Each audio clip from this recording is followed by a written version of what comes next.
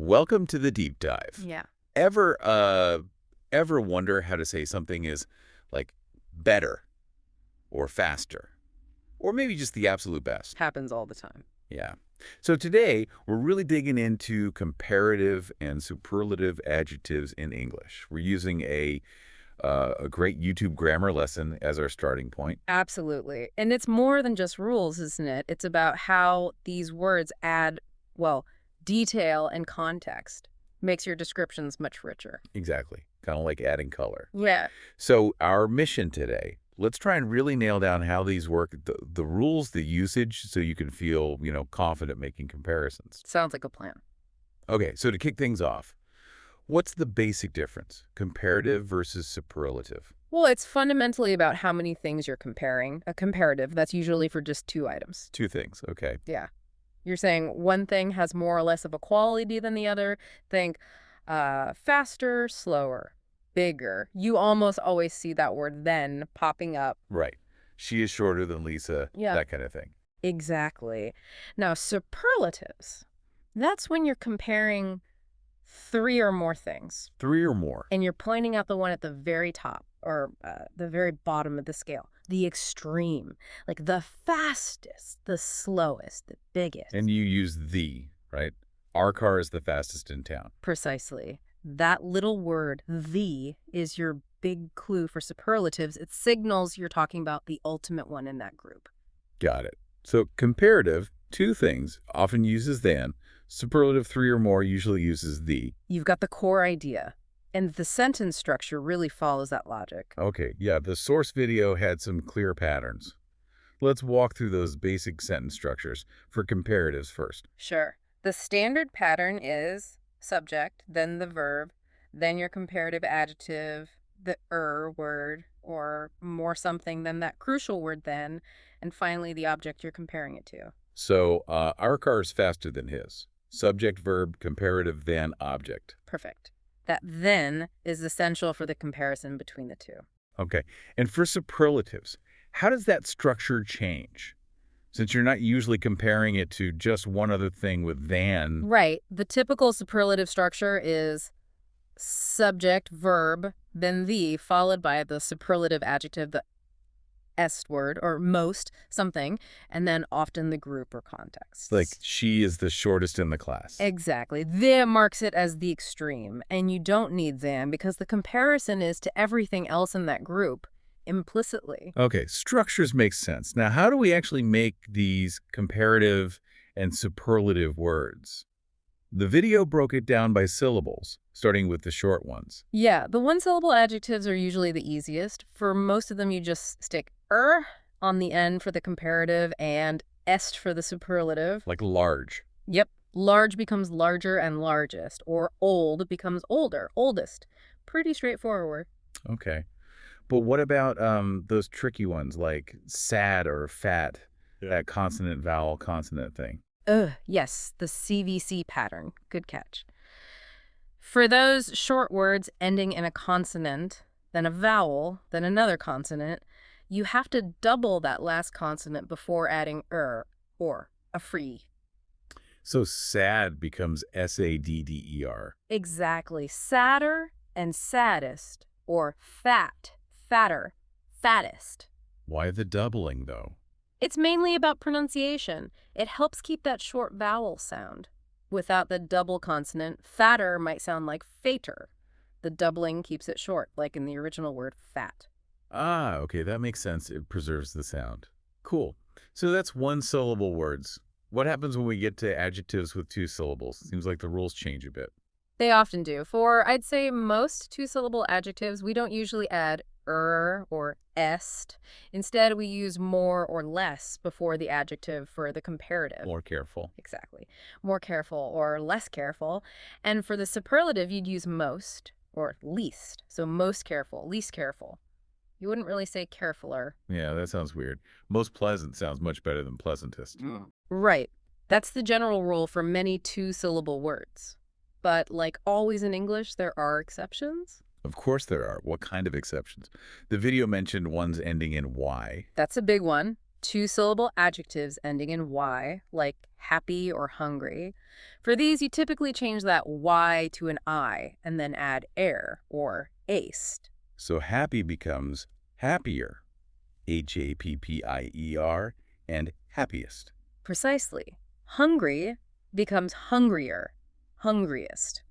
It's a pretty consistent pattern for those Y ending words. Okay, so Y gets the IER, IEST treatment. Yeah. What about other two-syllable endings? I think the video mentioned or ow, Yes, some ending in or ow can be a bit flexible. Often they act like one-syllable words. Take narrow. narrower, narrowest. Exactly. That's very common. Or poor, poorer, poorest. Sometimes you might hear more narrow, but er and est are definitely used quite a bit for those. So a bit of a gray area sometimes with two syllables. It depends on the ending. It often does, and sometimes common usage just picks one form over time. Okay. Now, what if we're comparing actions using adverbs? Hmm. Especially those common ones ending in soulfully, like slowly or quickly. Can we make those comparative? You certainly can, but the method is different again. For adverbs ending in sophly, you almost always use more or less for the comparative and most or least for the superlative. So, not quicklier. Definitely not quickly. It's more quickly or less quickly, and most quickly or least quickly. What about slowly? More slowly and most slowly, although, could you say slowest? Like, he drives the slowest? That's a good point. Informally, you definitely hear slowest used as an adverb. Hmm. Technically, most slowly is often preferred in formal writing, but slowest as an adverb is quite common in speech. So, Georgie drives the most slowly is correct, but Georgie drives the slowest is also something you'll hear often. Interesting. So, usually more, most, with soulfully adverbs, but some flexibility in speech. Now, this next bit from the video seemed potentially confusing adjectives that can go either way, like both arrest and more most. Ah, yes, the flexible friends. English does have a few adjectives like that. Both forms are generally accepted as correct. Friendly is a classic example. So you can say friendlier or more friendly. Yep, and friendliest or most friendly. Both work. Same for simple, simpler or more simple, simplest or most simple. Clever is another one. Cleverer or more clever, cleverest or most clever. So if I said that was simpler than I expected, that's fine. Totally fine. And that was more simple than I expected is also fine. Also fine. Sometimes one might feel slightly more common or natural depending on the context or who you're talking to, but both are grammatically sound. Good to know there's some leeway there. Yeah. Okay, but we can't escape the irregulars, can we? The ones that just break all the rules. Never. These are the rebels. They don't follow the syllable rules. They don't add or ess. They just have their own special forms you absolutely have to memorize. Like good. Exactly. Good doesn't become gooder. It becomes better for the comparative and best for the superlative. And Bad becomes worse and worst. Not badder or baddest. definitely heard kids try baddest, though. For sure, but it's worse and worst. Then there's little, which becomes less and least. Right. And far. This one has a slight twist depending on region sometimes. It can be farther and farthest, often used for physical distance, especially in American English. Okay. Or it can be further and furthest, which can cover physical distance too, but also metaphorical or abstract distance, like further discussion. British English tends to use further furthest more broadly. So farther furthest may be more for miles or kilometers, and further furthest can be for that or for ideas. That's a common distinction, yeah. Though the lines can blur a bit, but the key is they're irregular. You just learn them. Good, better, best, bad, worse, worst, littlest, least, far, farther, farthest, or further, furthest. That example sentence from the video really hit it home. My experience at that restaurant was the worst I had my entire trip. Definitely not the baddest. Exactly. Knowing those irregulars is fundamental. No way around memorizing them. Okay, wow. So we've covered quite a bit.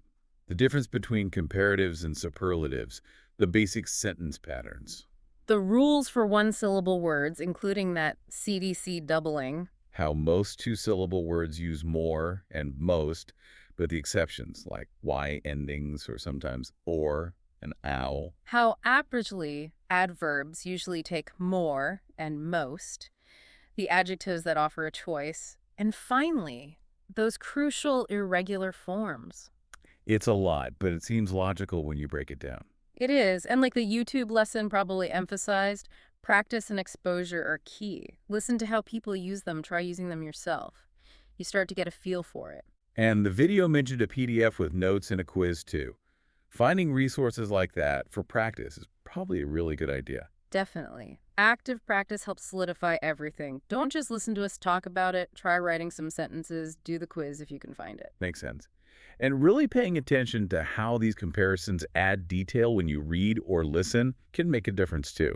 Absolutely. It moves you beyond just basic description. It allows for Yeah. nuance, ranking, showing subtle differences. It's a really powerful part of the language. So, maybe a final thought for you, the listener. Next time you're chatting or reading something, just notice the comparisons being made. Could a comparative or superlative have made a point clearer or perhaps more vivid? Thinking about that might help you start using them more effectively yourself. Great point. It's all about making your communication clearer and more precise. Well, thanks for diving deep into comparisons with us today. My pleasure. It was a good refresher.